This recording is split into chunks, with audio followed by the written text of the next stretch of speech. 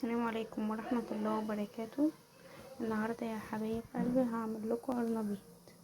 ادي حطيت القرنبيط، حطيت المية تغلي على البوتاجاز، حطيت معلقة كمون ومعلقة ملح. ماشي، هخليه يستوي وهرجع لكم. ادي المية تغلي اهيت.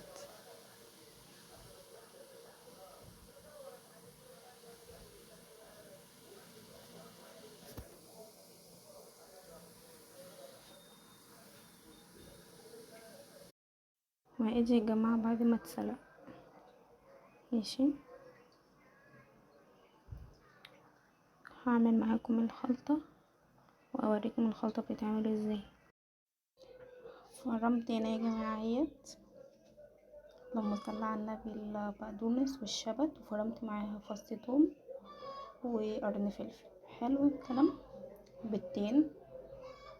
ماشي، هنا بابريكا، ملح، فلفل اسمر، كمون، بهارات، 7 بهارات، وتوم باودر، وبشرت عليها اللهم صل على النبي جوز الطيب. طبعا الدقيق. هنخلط المكونات دي كلها على بعض في الطبق دوت وهرجع لكم.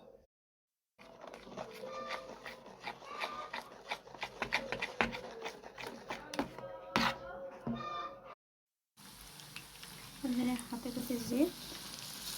ماشي،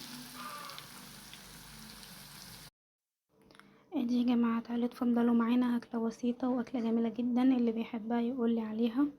قرنبيط بطاطس بس بالخلطه بتاعه القرنبيط، مرضتش احمر بطاطس كده عاديه، ده طبعا بالفلفل لعشاق المصريين. اتفضلوا معانا بألف هنا والشفا.